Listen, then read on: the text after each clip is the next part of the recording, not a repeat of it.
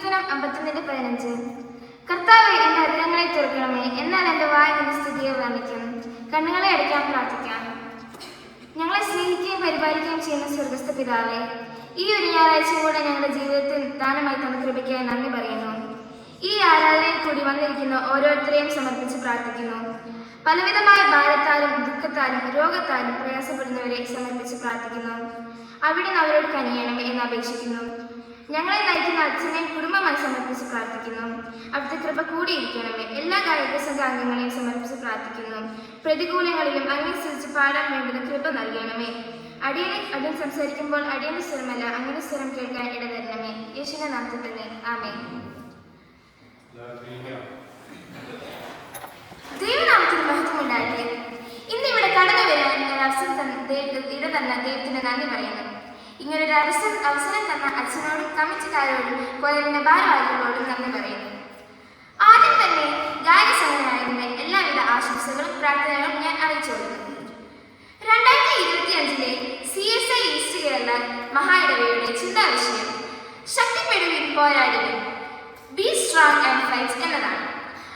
എഫെസ്യർക്ക് എഴുതിയ ലേഖനം 6:10. ഇന്നത്തെ ആനുകാലിക സംഭവ വികാസങ്ങളുടെ പശ്ചാത്തലത്തിൽ ഇത് അർത്ഥവത്തായ ഒരു ചിന്ത തന്നെയാണ്. നമ്മുടെ സ്വന്തം ബുദ്ധിയിലോ ശക്തിയിലോ അല്ല, ക്രിസ്തുവിന്റെ ശക്തിയിലാണ് നാം നിലനിൽക്കേണ്ടത്. നാം കർത്താവിന്റെ ശക്തിയിലാണ് ആശ്രയിക്കേണ്ടത്. പ്രയാസങ്ങൾ വരുമ്പോൾ ദുഃഖങ്ങളിൽ നിന്നും കർത്താവിന്റെ ശക്തിയിലാണ് ആശ്രയിക്കേണ്ടത്. ഈ ശക്തി പ്രാപിക്കുവാൻ കർത്താവിന്റെ സർവാംഗിക വർഗം ധരിക്കേണ്ടതാണെന്ന് ആണ് പൗലോസ് നമ്മളോട് പറയുന്നത്. നമ്മൾ പലപ്പോഴും കേട്ടിട്ടുള്ളത് പോലെ നമ്മുടെ പൂർവികരിൽ ഉണ്ടായിരുന്ന വിശ്വാസത്തിലേക്ക് നമുക്ക് മടങ്ങി വരാൻ സാധിക്കണം. We need to come back to our forefathers' faith. അത് തന്നെയാണ് എഫെസ്യർ 6:16 പൗലോസ് നമ്മളോട് പറയുന്നത്. അതുപോലെ തന്നെ നാം വിശ്വാസത്തിലേക്ക് വന്നു കഴിയുമ്പോൾ ദൈവവചനത്തിലേക്കും കൂടെ മടങ്ങി വരുവാൻ സാധിക്കണം. Come back to the word of God. എഫെസ്യർ ലേഖനത്തിൽ പറയുന്നത് ദൈവവചനം എന്ന ആത്മാവിന്റെ വാൾ കൈക്കൊള്ളുവാൻ എന്നാണ്. ദൈവവിശ്വാസവും ദൈവവചനത്തിലുള്ള ആശ്രയവും ഈ ലോകത്തിൽ ശക്തികളോട് എതിർത്ത് നിൽക്കുവാൻ വേണ്ടുന്ന കരുത്ത് നമുക്ക് നൽകും. ഈ കരുത്ത് പ്രാപിച്ചു കഴിയുമ്പോഴാണ് കഷ്ടതയിലും പാടാൻ നമുക്ക് കഴിയുന്നത്. ആയതിനാൽ ഇന്നത്തെ ചിന്താവിഷയമായ be strong and fight and sing for the Lord, ശക്തിപ്പെടുവിൻ പോരാടുവിൻ കർത്താവിന് പാടുവിൻ എന്ന വിഷയത്തിലേക്ക് നമുക്ക് മടങ്ങി വരാം. പൗലോസും ശീലാസും കാരാഗൃഹത്തിൽ തടവറയിൽ തങ്ങളുടെ പ്രതിസന്ധിയിൽ ഇരുന്നപ്പോൾ ദൈവത്തിൽ പാടി അവർ സ്തുതിച്ചു. അപ്പോൾ നമുക്ക് കാണുവാൻ സാധിക്കും അവരുടെ ബന്ധനങ്ങളും ചങ്ങലകളും പൊട്ടി അഴിയുന്നതായി നമുക്ക് കാണുവാൻ സാധിക്കും. അങ്ങനെ നമ്മളായിരിക്കുമ്പോൾ ആത്മനിർഭരതയും ഹൃദയത്തിൽ നിന്ന് നാം പാടുവാണെങ്കിൽ ആ പാട്ടിലേക്ക് നമുക്ക് സൗഖ്യവും സമാധാനവും സാന്ത്വനവും തരുവാൻ സാധിക്കും.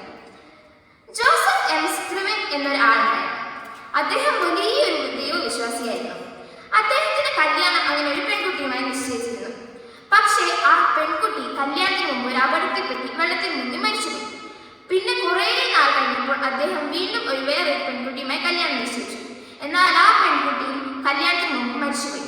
ഇങ്ങനെ ഇരുന്ന കാലത്ത് ജോസഫ് ഭയങ്കരമായിട്ട് സങ്കടപ്പെട്ടു, എന്നിട്ട് പ്രയാസപ്പെട്ടു. അദ്ദേഹത്തെ എന്താണ് ഇങ്ങനെ എന്നൊക്കെ വിചാരിച്ച് അദ്ദേഹം വളരെ പ്രയാസപ്പെട്ടു.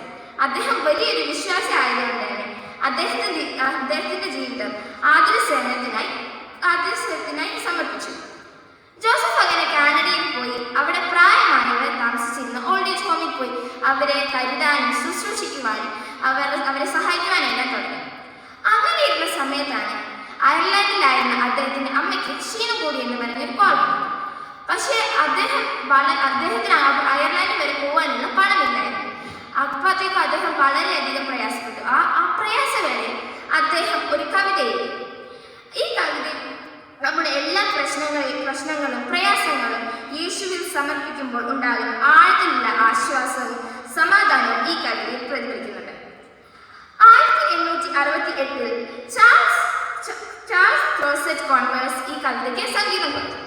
ശേഷം ഇന്ന് ക്രിസ്ത്യാനികളുടെ ഏറ്റവും പ്രിയപ്പെട്ട ഒരു ഗാനമായി അത് മാറി. നമ്മുടെ ആരാധനകളിൽ നമ്മൾ ആ പാട്ട് പാടാറുണ്ട്. എന്ത് നല്ല സഖി യേശു എന്ന പാട്ടാണ് അത്. നമ്മുടെ പ്രയാസങ്ങളിലും വിഷമങ്ങളിലും ദുഃഖങ്ങളിലും എല്ലാം നമ്മോട് കൂടെ നല്ലൊരു സഖിയായി യേശു ഉണ്ട് എന്ന ഉറപ്പാണ് ഈ ഗാനത്തിൽ നിന്ന് നമുക്ക് കിട്ടുന്നത്. അങ്ങനെ ഓരോ പാട്ടിനും അതിൻ്റെതായ അത് നാം മനസ്സിലാക്കി ഉൾക്കൊണ്ട് പാടുമ്പോഴാണ് നമുക്ക് വലിയൊരു രൂപാന്തരം തന്നെ അത് തരും. വേദപുസ്തകം നാം പരിശോധിക്കുമ്പോൾ ഗായകസംഘം എന്നത് 3000 വർഷം മുമ്പ് ദാവീദ് രാജാവിന്റെ കാലത്ത് ആരംഭിച്ചതാണ് എന്ന് നമുക്ക് മനസ്സിലാക്കുവാൻ സാധിക്കും. അന്ന് ഗായകസംഘം ഒരു മുഴുവൻ സമയ ജോലിയായിരുന്നു. അപ്പോൾ ഗായകസംഘങ്ങൾക്ക് മറ്റു ജോലികളൊന്നും ചെയ്യുവാൻ സാധിക്കില്ല. അവർ മുഴുവൻ സമയം ദൈവത്തെ മഹത്വപ്പെടുത്തുകയായിരുന്നു അവർ ചെയ്തുകൊണ്ടിരുന്നത്. ആദ്യത്തെ ഗായക സംഘം ഒരു കുടുംബത്തിൽ നിന്നാണ് ഉടലെടുത്തതെന്ന് 1 1 മുതൽ പരിശോധിക്കുമ്പോൾ നമുക്ക് മനസ്സിലാക്കാൻ സാധിക്കും. അതെ, അന്ന് ഓരോ ഗായക സംഘങ്ങളെയും തിരഞ്ഞെടുക്കുകയായിരുന്നു ചെയ്തത്. അതെ, ഓരോ ഗായക സംഘങ്ങളെയും ദൈവത്താൽ തിരഞ്ഞെടുത്ത് വേർതിരിക്കപ്പെട്ടവരാണ് നാം. ദിനവൃത്താന്തം 25 8-9 വാക്യങ്ങൾ വായിക്കുമ്പോൾ അവരെ ചീട്ടിട്ട് തിരഞ്ഞെടുത്തതായിട്ടാണ് നമുക്ക് കാണുവാൻ സാധിക്കുന്നത്. ഇവർ സംഗീത ശുശ്രൂഷയിലൂടെ ദൈവത്തെ മഹത്വം ചെയ്യുകയും അതുപോലെ തന്നെ മറ്റുള്ളവരിലേക്ക് ഇറങ്ങി ചെല്ലുകയും അവരുടെ പ്രയാസങ്ങളിലും ദുഃഖങ്ങളിലും അവർക്ക് ശക്തി കൊടുക്കുകയും അവരുടെ മുറിവുകളെ സൗഖ്യമാക്കുകയും ചെയ്യുന്നു. ഇതിന്റെ പിൻതലമുറക്കാരായിട്ടാണ് നാം ഇന്ന് ഗായക സംഘത്തിന്റെ യൂണിഫോം ധരിച്ച് ആലയത്തിൽ ശുശ്രൂഷ ചെയ്തത്. ഇത് വളരെയധികം ഗൗരവമേറിയ ശുശ്രൂഷയാണ്. നമ്മുടെ സഭയിലെ ഗായക സംഘത്തിന്റെ ഇന്നത്തെ രൂപത്തിൽ ഉള്ള വളർച്ചയും നിലനിൽപ്പിന്റെ നൂറ്റാണ്ടിൽ നാം നോക്കുമ്പോൾ ഗായക സംഘത്തിൽ പുരുഷന്മാർ മാത്രമേ ഉണ്ടായിരുന്നുള്ളൂ. എന്നാൽ മാർട്ടിൻ ലൂതർ, ജോൺ കാൽവിൻ തുടങ്ങിയ റിഫോർമേഷൻ വ്യക്താക്കളുടെ വരവും നവോത്ഥാന പ്രസ്ഥാനവും ഉദയവും 16-ാം നൂറ്റാണ്ടിൽ സ്ത്രീകളും ഗായക സംഘത്തിൽ ചേരുന്നതിന് വഴിവെച്ചു. എന്നാൽ ഇന്നത്തെ പശ്ചാത്തലത്തിൽ നാം ചിന്തിക്കുമ്പോൾ ഗായക സംഘത്തിലോ സഭയിലോ സ്ത്രീ പുരുഷ വ്യത്യാസം നമുക്ക് കാണാൻ സാധിക്കില്ല. CSI സഭയുടെ പരമോന്നത പദവിയിലേക്ക് ഒരു വനിതാ ബിഷപ്പിനെ വാഴിച്ച് മാതൃകയാക്കിയ സഭയുടെ അംഗങ്ങളാണ്. അത് നമുക്ക് ഒത്തിരി അഭിമാനിക്കാനുണ്ട്. നമ്മുടെ ഗീതങ്ങളും കീർത്തനങ്ങളും വേദശാസ്ത്രപരമായി വളരെയധികം ആഴത്തിലും ഹൃദയസ്പർശിയുമാണ്. നമ്മുടെ ആരാധനയിൽ തന്നെ നാം സംഗീത ശുശ്രൂഷയ്ക്ക് വളരെയധികം പ്രാധാന്യം കൊടുക്കുന്നു. ഗായക സംഘത്തിന്റെ പ്രധാന ചുമതലകൾ എന്നത് ഒന്നാമതായി a choir member is to serve others and attend their needs. ഞാൻ നേരത്തെ പറഞ്ഞതുപോലെ നമ്മുടെ സംഗീതത്തിലൂടെ മറ്റുള്ളവരുടെ മുറിവുകളെ സൗഖ്യമാക്കുകയും നമുക്ക് കഴിയണം. അവരെ ആശ്വസിപ്പിക്കാനും അവർക്ക് ശക്തി നൽകുവാനും മുമ്പോട്ട് നയിക്കുവാനും നമുക്ക് കഴിയണം. നമ്മുടെ ജീവിതം തന്നെ ഒരു സാക്ഷ്യമായി ആലപിക്കാൻ നമുക്ക് കഴിയണം. രണ്ടാമതായി a choir member is committed to God and human beings. ദൈവത്തോടും മനുഷ്യരോടുമുള്ള പ്രതിബദ്ധതയിൽ നിന്നാണ് ഒരു ഗായക സംഘാംഗം ജന്മമെടുക്കുന്നത്. യഥാർത്ഥത്തിൽ കോൺഗ്രേഷൻ ശബ്ദം ഒരിക്കലും പോയ സെക്കൻഡറിയെ കാണാനില്ല. എല്ലാവരും തങ്ങളുടെ ശബ്ദം ഉയർത്തി ദൈവത്തിന് സ്തുതി പാടുന്നു. അതിന് ഗായക സംഘാംഗങ്ങൾ നേതൃത്വം കൊടുക്കുന്നു. ഒരിക്കലും ഒരു സ്റ്റേജ് പെർഫോമൻസ് ആയിട്ടല്ല ഇതിൽ പങ്കുചേരുന്നത്. മൂന്നാമതായി visual presence of choir is an encouragement to the congregation. അൾത്താര കഴിഞ്ഞാൽ രണ്ടാമത്തെ പ്രധാന ശ്രദ്ധാകേന്ദ്രം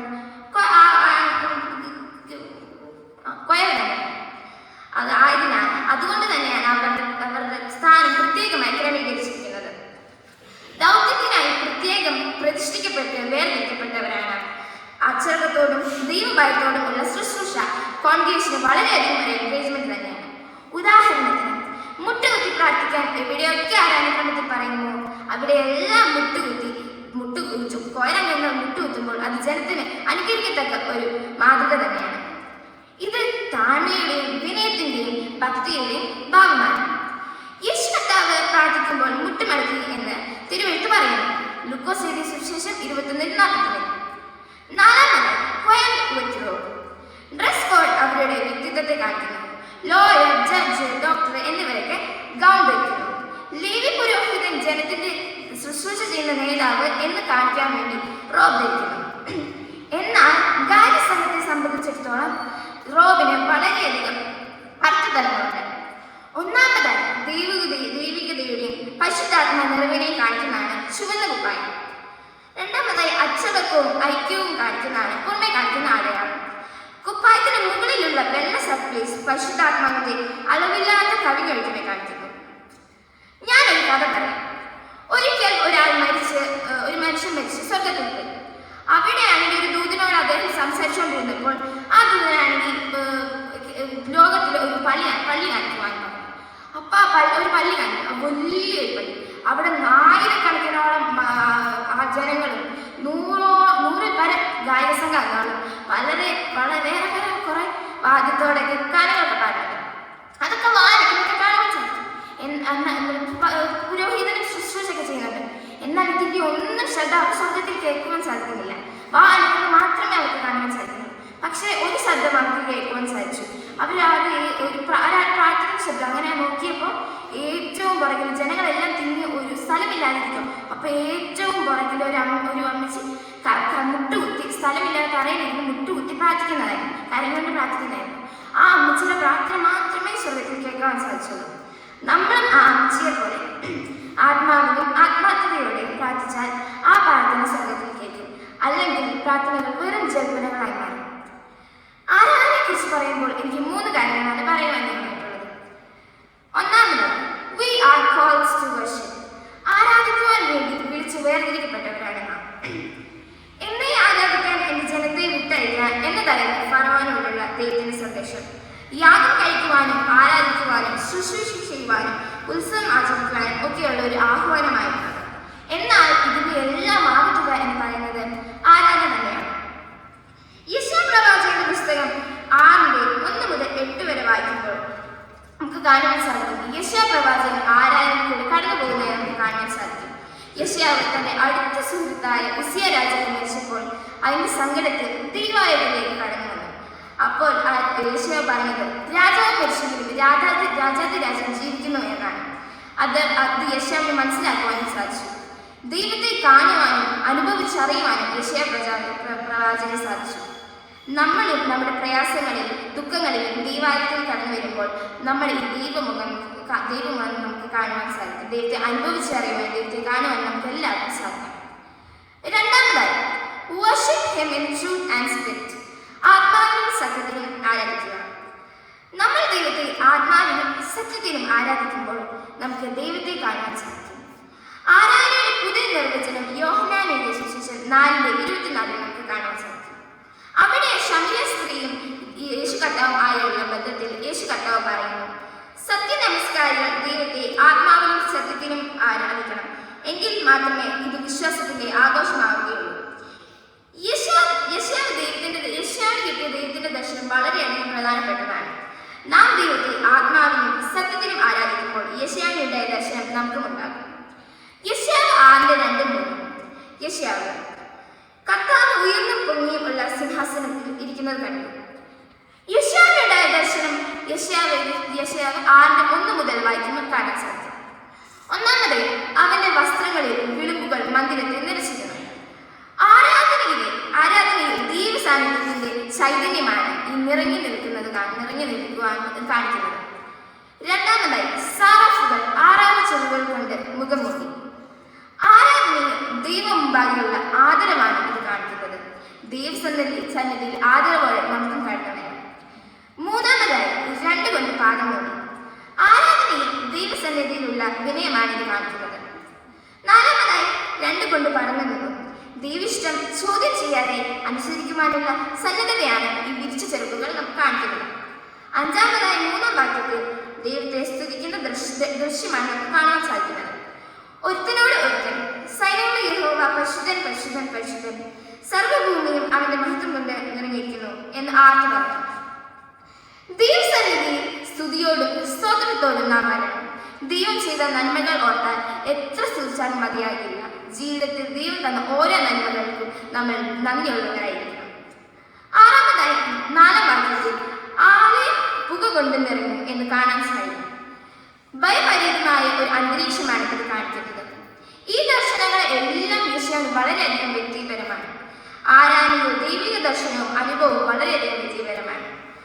അത് അനുഭവിക്കാനും ഇന്ന് ഇവിടെ കടന്നു വന്നിരിക്കുന്ന എല്ലാവർക്കും സാധിക്കും. മൂന്നാമതായി, വർഷിപ്പ് ലിബർട്ടീസ്. ആരാധനയിൽ വിടുതലുണ്ട്. യെശയ്യാവിന്റെ ദർശനത്തിൽ തന്നെ ആരാധനയിലൂടെ ഉള്ള വലിയൊരു വിടുതലാണ് കാണാൻ സാധിക്കുന്നത്. ആരാധനയിൽ തന്നെ കാണുവാൻ യെശയ്യാവിന് കഴിഞ്ഞു. യെശയ്യാവ് 6:5. എനിക്ക് അയ്യോ കഷ്ടം, ഞാൻ നശിച്ചു, ഞാൻ ശുദ്ധിയില്ലാത്ത അധരങ്ങളുള്ള ജനത്തിന്റെ നടുവിൽ വസിക്കുന്നു. എന്റെ കണ്ണ് സൈന്യങ്ങളുടെ യഹോവയായ രാജാവിനെ കണ്ടുവല്ലോ എന്ന് പറഞ്ഞു. അദ്ദേഹത്തിന്റെ ഈ ദർശനം വളരെയധികം വലുതാണ്. ദൈവത്തോട് കൂടുതൽ അടുക്കുമ്പോൾ നാം നമ്മുടെ പാപങ്ങളെ കൂടുതൽ അറിയുന്നു. ആരാധന വിടുതലായി തീരണമെങ്കിൽ നമുക്ക് നമ്മുടെ പാപങ്ങളെ ഏറ്റു പറയുവാൻ സാധിക്കണം. തന്റെ പാപം എത്ര കഠിന ചുമപ്പാണെങ്കിലും അത് ഹിമം പോലെ വെളുപ്പിക്കുന്ന ദൈവം നമ്മുടെ മധ്യത്തിലുണ്ട്. പാപത്തിൽ നിന്ന് ശുദ്ധീകരണം ലഭിച്ചപ്പോൾ ദൈവശബ്ദം കേട്ടു. ഞാൻ ആരെ അയക്കേണ്ടു, ആർ എനിക്ക് വേണ്ടി പോകും എന്ന ചോദ്യത്തിന് അടിനിതാ അടിയനെ അയക്കണമേ എന്ന് നമുക്ക് ഓരോരുത്തർക്കും പറയുവാൻ സാധിക്കണം. ആരാനും വിടുതലായി തീരണം എങ്കിൽ നാം നമ്മെ തന്നെ കാണണം. നമ്മുടെ പാപങ്ങളെ ഏറ്റുപറയാനും ശുദ്ധീകരണം പ്രാപിക്കാനും മാത്രമല്ല, ദൈവശബ്ദം കേട്ട് അതിനോട് പ്രതികരിക്കുവാനും നമുക്ക് കഴിയണം. God calls sinful people, not sinless angels. ഹൃദയവാതിലിൽ മുട്ടുന്നു, ദൈവം ഹൃദയവാതിലിൽ മുട്ടുന്നു. ആ വാതിൽ തുറന്നെടുക്കുവാൻ നമുക്ക് സാധിക്കണം. പല കാരണങ്ങളാൽ നിവരം പറ്റാതെ നിൽക്കുന്നവരാണ് നാം. പല അടിമത്തത്തിൽ നിന്ന് കഴിയുന്നവരും മദ്യപാനം, മയക്കുമരുന്ന്, മൊബൈൽ അഡിക്ഷൻ, രോഗങ്ങൾ, ഇതിൽ നിന്ന് എല്ലാം ഒരു വിടുതൽ യഥാർത്ഥ ആരാധന നമുക്ക് ലഭിക്കും. ഞാൻ ഒരു കഥ കൂടെ പറയാം. ഒരു പ്രശസ്തനായ ഒരു പെയിന്റർ വർഷങ്ങളെടുത്ത് ഒരു പടം വരച്ചു. യേശു കർത്താവ് ഒരു വാതിലിൽ മുട്ടുന്ന പടമായിരുന്നു. വർഷങ്ങളെടുത്ത് ഈ വരച്ച പടം ആദ്യം അതിന്റെ സുഹൃത്തിന് കാണിച്ചു. പ്രിയപ്പെട്ട ഒരു സുഹൃത്തായിരുന്നു. അപ്പോൾ ആ സുഹൃത്ത് പറഞ്ഞു, ഇതിന് ഒരു പ്രശ്നമുണ്ടോ പറഞ്ഞു. അപ്പോഴത്തേക്കും ആ പെയിന്റർ ഭയങ്കരമായിട്ട് ഞെട്ടി. കാരണം ഒരുപാട് വർഷങ്ങളെടുത്ത് വരച്ച പടം അതിന് പ്രശ്നമൊക്കെ ഉണ്ടായിരുന്നു. അപ്പോഴത്തേക്കും എന്താണെന്ന് ചോദിച്ചപ്പോഴത്തേക്കും ആ സുഹൃത്ത് പറഞ്ഞു, ഈ യേശു കർത്താവ് മുട്ടുന്ന വാതിലിന് പുറത്തുനിന്ന് തുറക്കുവാൻ പിടിയില്ലെന്ന് പറഞ്ഞു. അപ്പോഴത്തേക്കും ആ പെയിന്റർ പറഞ്ഞു, യേശു കർത്താവ് മുട്ടുന്ന വാതിലിന് പുറത്തുനിന്ന് തുറക്കുവാൻ സാധിക്കില്ല, നമ്മൾ അകത്തുനിന്ന് തുറന്നുവാൻ മാത്രം അത് യേശു കർത്താവ് കടന്നു വരാൻ സാധിക്കില്ല. നമ്മുടെ ഓരോരുത്തരുടെ ഹൃദയങ്ങളിലും യേശു കർത്താവ് ഇതുപോലെ മുട്ടുന്നത്. നമുക്ക് ആ വാതിൽ തുറന്നെടുക്കാൻ നമുക്ക് ഓരോരുത്തർക്കും സാധിക്കണം. ഞാൻ എൻ്റെ സാക്ഷ്യത്തിലൂടെ പറഞ്ഞ് പ്രസംഗത്തിൽ നിന്ന് ഇരിക്കണം. ഞാൻ 3ാം ക്ലാസ്സിൽ പഠിക്കുമ്പോൾ തന്നെ എന്നെ എൻ്റെ അപ്പാപ്പ ഓർമ്മ പഠിപ്പിക്കാൻ തുടങ്ങി. എനിക്ക് വലിയ താല്പര്യമൊന്നുമില്ലായിരുന്നു. എന്നാൽ അവരുടെ നിർബന്ധത്താൽ ഞാൻ പഠിക്കാൻ തുടങ്ങി. അങ്ങനെ 5ാം ക്ലാസ് എത്തിയപ്പോൾ ഞങ്ങൾ ഒന്നാരപ്പള്ളിയിൽ KG സാമുവൽ തിരുമേനി വന്നു. അപ്പോൾ എന്നെ ഓർഗനിസ്റ്റായി ഡെഡിക്കേറ്റ് ചെയ്തു. അന്ന് മുതൽ എനിക്ക് പള്ളിയിൽ ഓർഗ വായിക്കാൻ സാധിച്ചു. അതിനുശേഷം എനിക്ക് സ്കൂളിൽ വളരെയധികം മികച്ചൊരു മാറ്റവുമുണ്ടായി. നന്നായി പെർഫോം ചെയ്യാനും സാധിച്ചു. ഇതെല്ലാം എൻ്റെ താരം, എൻ്റെ സമയം ഞാൻ ദൈവത്തിന് വേണ്ടി കൊടുത്തതുകൊണ്ടാണ് എന്ന് ഞാൻ വിശ്വസിക്കുന്നു. നമ്മളുടെ താരം സമയം നാം ദൈവത്തിന് വേണ്ടി കൊടുക്കുമ്പോൾ ദൈവം തീർച്ചയായും നമ്മളെ അനുഗ്രഹിക്കും. ദൈവം ആർക്കും ഒരു കടക്കാരനല്ല. നമ്മളെ തന്നെ ദൈവത്തിന് വേണ്ടി സമർപ്പിക്കാൻ നമുക്ക് ഓരോരുത്തർക്കും സാധിക്കട്ടെ എന്ന് ആശംസിച്ചുകൊണ്ട് കണ്ണുകളേക്കാൻ പ്രാർത്ഥിക്കാം. പരിശുദ്ധനും ബലവാനുമായിരിക്കുന്നേ, ഞങ്ങൾ വചനത്തിലൂടെ കേട്ടതുപോലെ ദൈവിക വിശ്വാസത്തിലേക്ക് മടങ്ങി വരുവാനും വചനത്തിൽ നിന്ന് നിലനിൽക്കുവാനും ദൈവത്തിൻ്റെ പരിശുദ്ധാത്മാവിൻ്റെ ശക്തി പ്രാപിച്ചു കൊണ്ട് ഈ ലോകത്തിലെ അന്ധകാര ശക്തികളോട് എതിർത്ത് നിൽക്കുവാനും ഞങ്ങളെ ശക്തീകരിക്കണമേ. ഈ ഇടവകയിലെ എല്ലാ ജനങ്ങളെയും, രോഗികളെയും, ക്ഷീണിതരെയും അവിടുന്ന് ബലപ്പെടുത്തണം. കഷ്ടതയിലും പാടുവാൻ അവരെ സംഘങ്ങളെ കഷ്ടതയിലും പാടുവാൻ അവരെ സഹായിക്കണമേ. കേട്ടത് വചനപ്രകാരം ജീവിതത്തെ ക്രമീകരിക്കപ്പെടുത്തുവാൻ ഞങ്ങളെ എല്ലാവരെയും സഹായിക്കണമേ. ഈ സഭയിലെ ഗായക സംഘങ്ങളെ പ്രത്യേകമായി സമർപ്പിച്ച് പ്രാർത്ഥിക്കുന്നു. ആരാധനയ്ക്ക് വേണ്ടി വിളിച്ച് വേർതിരിക്കപ്പെട്ടവരാണ് എന്ന ബോധ്യം ഉണ്ടാകുവാനും അങ്ങേ ആത്മാവിനും സത്യത്തിലും ആരാധിക്കുവാനും ആരാധനയിലൂടെ വിടുതൽ ലഭിക്കുവാനും യേശുവിനുണ്ടായ ദർശനം ഞങ്ങൾക്കും ഉണ്ടാകുവാനും കൃപ തരണമേ. യേശുവിന്റെ നാമത്തിൽ തന്നെ ആമേൻ.